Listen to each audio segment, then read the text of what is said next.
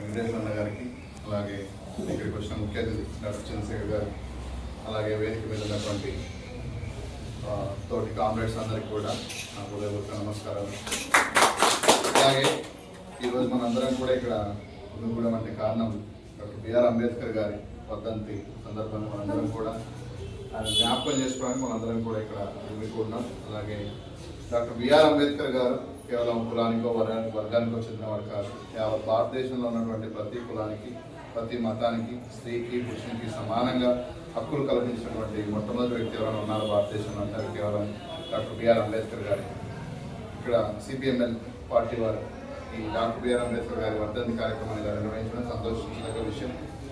ముఖ్యంగా ఆయన వర్ధంతి రోజు బిఆర్ అంబేద్కర్ గారి వర్ధంతి రోజు మనం తెలుసుకోవాల్సినటువంటి గొప్ప విషయం ఏంటంటే డాక్టర్ బిఆర్ అంబేద్కర్ గారు అన్టచబిలిటీ, అంటరానితనం ఉన్న రోజుల్లోనే ఆయన ముఖ్యమైన చదువులను చదివి 26 డిగ్రీలు సాధించి ఫారిన్ కంట్రీస్లో చదివి ఈ దేశంలో పీడింపబడుతున్నటువంటి ప్రజల కోసం పోరాడినటువంటి మొట్టమొదటి వ్యక్తి. అలాగే చదువుకు ముఖ్యమైన ప్రాధాన్యత ఇచ్చి జ్ఞానం అనేది ఎప్పుడైతే మెదడులో ఉంటుందో ఆ జ్ఞానమే మనం ముందు తీసుకెళ్తున్నటువంటి నమ్మిన మొట్టమొదటి వ్యక్తి.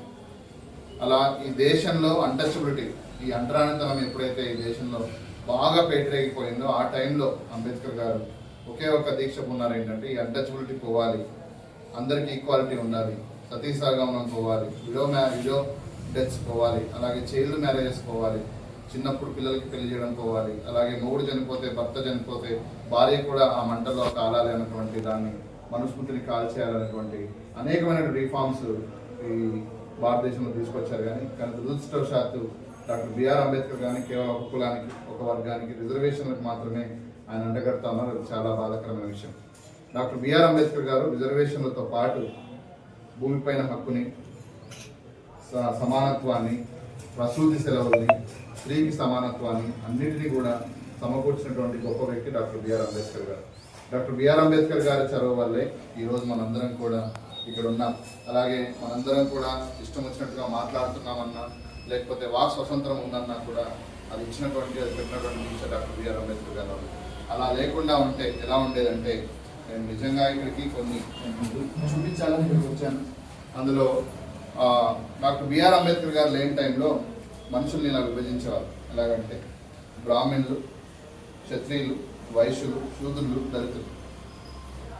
బ్రాహ్మణులేమో తల మీద, తర్వాత క్షత్రులేమో భుజాల మీద, వైశ్యులేమో తొడల మీద, శూద్రులు మాన్యువల్ లేబర్స్ అంటే చిన్న చిన్న పనులు చేసే వాళ్ళేమో పాదాల దగ్గర, దళితులు పాదాల కంటే కింద, అంటే అన్టచబిలిటీ, పాదాలను కూడా తాకే విలువలేని వాళ్ళగా ఈ ప్రపంచం గుర్తించినప్పుడు డాక్టర్ బిఆర్ అంబేద్కర్ గారు దీన్ని ఎలాగైనా తీసేయాలి అని మనుస్మృతిని కాల్ చేశారు.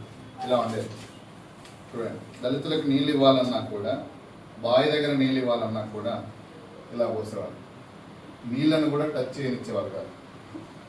ఇప్పటికీ కూడా 2024 సంవత్సరానికి కూడా దళితుల పిల్లలు కానీ, లేబర్స్ పిల్లలు కానీ రైళ్ళు ఉంటాయి కదా, రైళ్లలోని ట్యాంక్ నీళ్ళను దొంగతనం చేసే కాలంలో ఉన్నాం.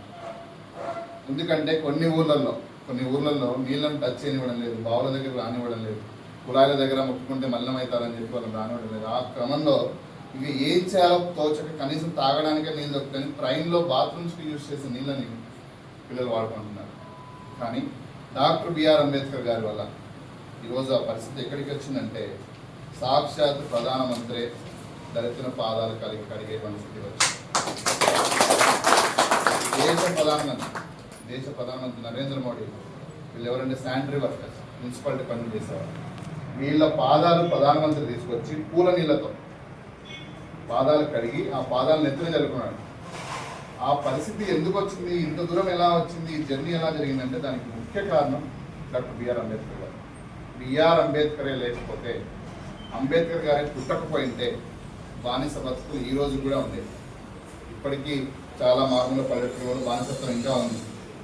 అంబేద్కర్ గారి ఆశయాలను సాధిద్దామని మనం కేక వేస్తున్నాం. కానీ మీరు ఇంకా 90% పల్లెటూర్లలో దళితుల వాడలు ఊరు చివరనే ఉంటాయి. ఎక్కడ పెంట కుప్పలు ఉంటాయో, ఎక్కడ పొట్టు వేసింటారో, ఎక్కడ వాములు ఉంటాయో, ఎక్కడ బాత్రూంలోకి పోతారో అక్కడ దళితుల ఇల్లులు ఉంటాయి. ఆ స్థితి మారాలా, అది మారాలని పోరాడిన వ్యక్తి ఎవరైనా ఉన్నారంటే డాక్టర్ బిఆర్ అంబేద్కర్ గారు. కాబట్టే ఈ దళితులు అన్టచబిలిటీ పోతుంది, సమానత్వం పెరుగుతుందని కాబట్టి ఆయన ఒక కులానికి ఒక వర్గానికి రిజర్వేషన్